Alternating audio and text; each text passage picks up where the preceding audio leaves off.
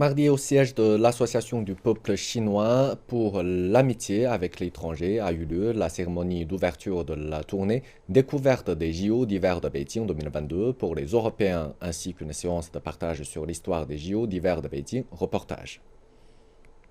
Le 27 juillet, 54 Européens venant de 17 pays et vivant actuellement en Chine ont été invités à participer à la cérémonie d'ouverture de la tournée découverte des JO d'hiver de Beijing 2022, ainsi qu'à une séance de partage d'histoire vécue autour des JO d'hiver de Beijing. Cette cérémonie s'est déroulée au siège de l'Association du peuple chinois pour l'amitié avec l'étranger. Un représentant du comité d'organisation des JO d'hiver de Beijing a présenté la préparation des sites de compétition, des villages olympiques ainsi que le transport. Dans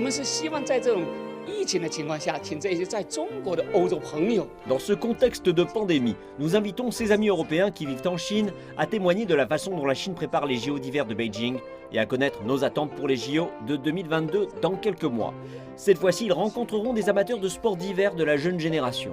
Lors de ma dernière visite au parc de Shougang, j'ai découvert que les adolescents étaient doués dans les sports de glace.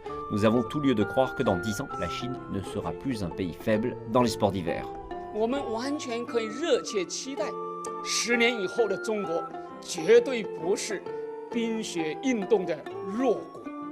Sept représentants de 12 milieux ont partagé leur histoire sur les JO d'hiver de Beijing. Ils sont médecins de ski, jeunes joueurs de hockey sur glace, bénévoles ou encore champions paralympiques.